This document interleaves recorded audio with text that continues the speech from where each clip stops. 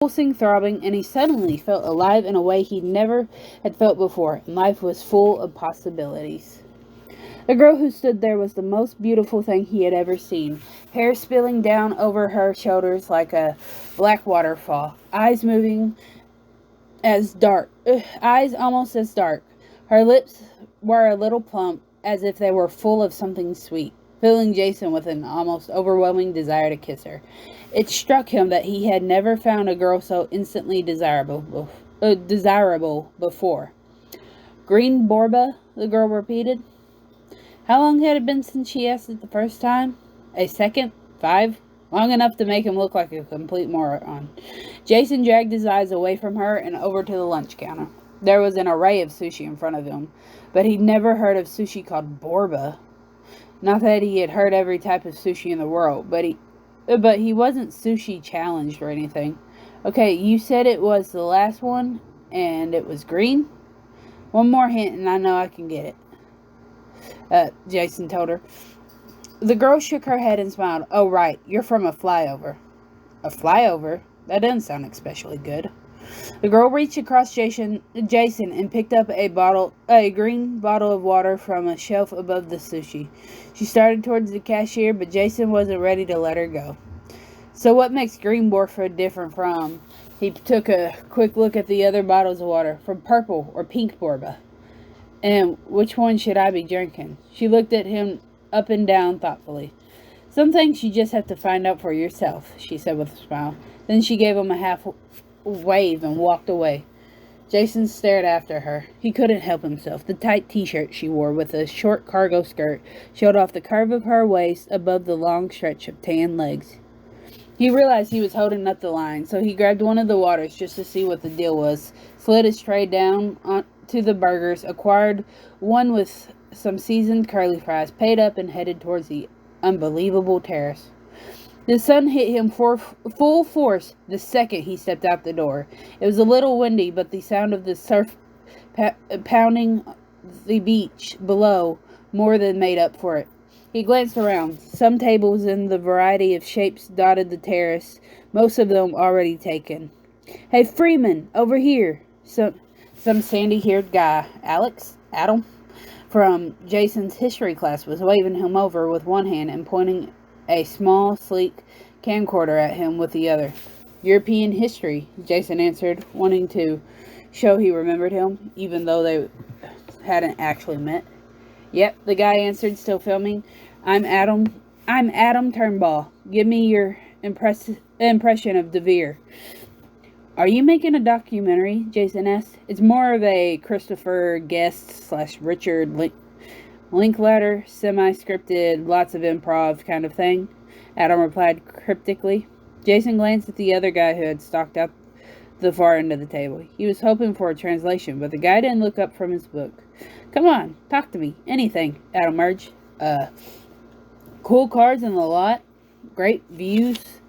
The hottest girl I've ever seen, Jason silently added when continuing. A wide selection of chow. Speaking of which, he sat down. My food is getting cold. Oh, sorry. Adam shut off the camera and turned to his pizza. Jason twisted off the top of his purple Borba and took a slug. It tasted like water with a little berry thing happening. $5 a bottle, you'd think they could throw in a little more kick, he mumbled. Well, yeah, but it's not about the taste, Adam said, his hazel eyes twinkling. It's about the protection. What? It's a prophylactic, Adam said, nodding at the Borba with a sly smile. Against aging, of course. You need to drink 2 a day for maximum effectiveness. Jason read the side of bottle. Crap, it was for aging skin. Why were they selling it in a high school cafeteria? He ran his hands over his cheek.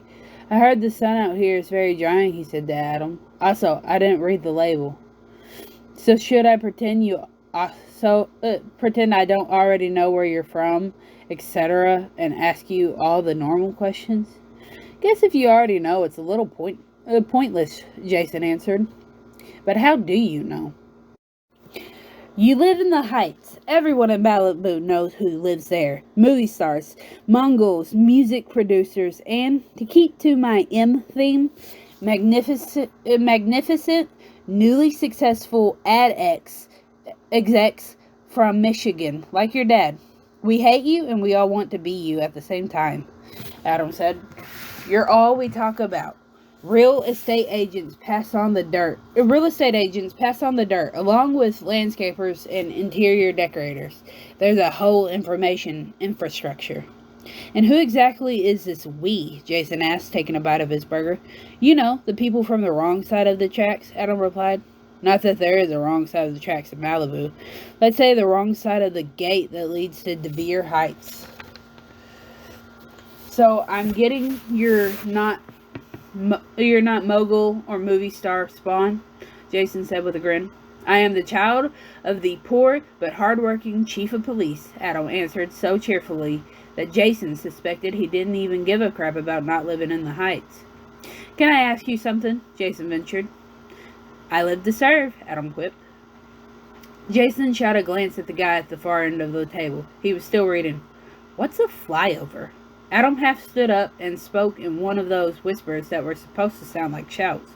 Hey, everybody, the new guy doesn't know what a flyover is.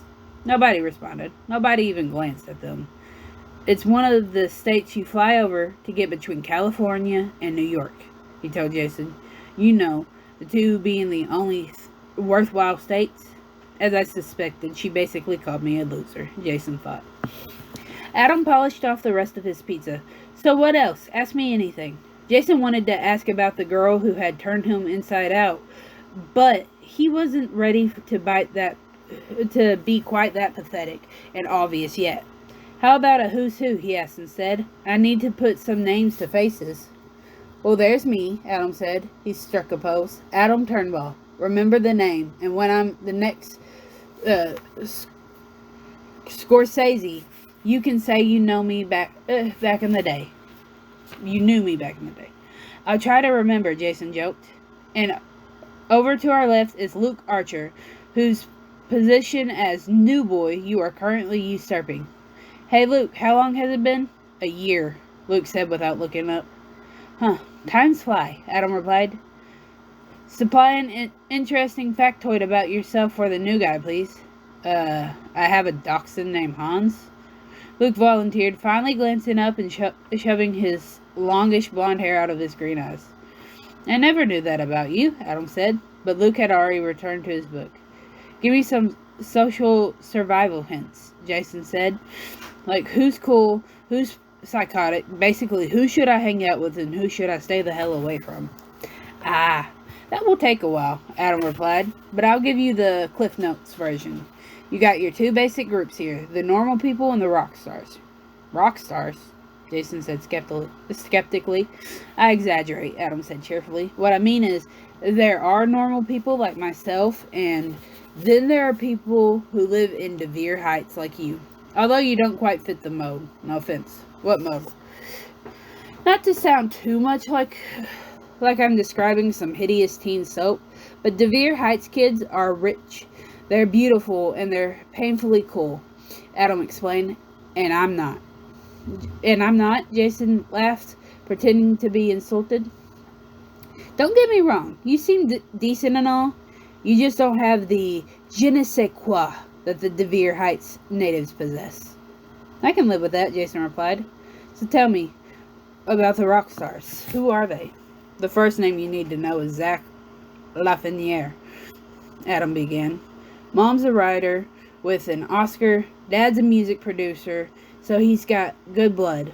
And Zach cares about that crap, even though he likes to pretend he doesn't. His own credits aren't bad. Basketball star. He led us to victory last year. He also had a little part in a movie. Not one of his mom's. And he went to his senior prom with Paige. Devereaux. When he was still a freshman, which is impressive to say the least. Now that he's a senior, he's the big enchilada, as we like to say around here. Actually, only I like to say it. You probably shouldn't. You don't have enough of the ironic vibe to pull it off. Not that I'm judging you. Which one is he? Jason asked, glancing around the terrace. He's not here. Monsieur Lafreniere will not be joining us for a couple of weeks as he's in France with his parents, Adam answered. Visiting the homelands. Jason tried to steer the conversation without being obvious about what exactly is he wanted to know. So who's the female equivalent of this Zach guy? He prompted. Who's the woman? Adam shook his head. No contest. Paige passed the it girl torch to her little sister Sienna. She's a senior now. Paige is off in college. And where's Sienna? Hawaii? A little too late, Jason realized that Hawaii probably wasn't a big deal when you lived in Malibu. Adam grinned as if he could read Jason's thoughts. Nothing so mundane, he joked. She's right over there, a couple tables behind us, black hair, a body that's impossible to miss. Jason knew who he'd see before he turned around, but he took a fast look anyway. She was looking back at him, and she raised an eyebrow when she spotted the purple Borba in his hands. Kill me now, Jason thought. He raised the bottle on the toast, trying to cover his embarrassment. Sienna smiled, a slow, painfully sexy smile, and raised her Borba in return. When she turned away, laughing at something one of her friends said, and suddenly, Jason felt cold, as the sun had gone in. Besides Sienna and Zach, we have Brad Moreau, Adam continued, but Jason wasn't listening. All he could think about was how well her name matched up with her, Sienna.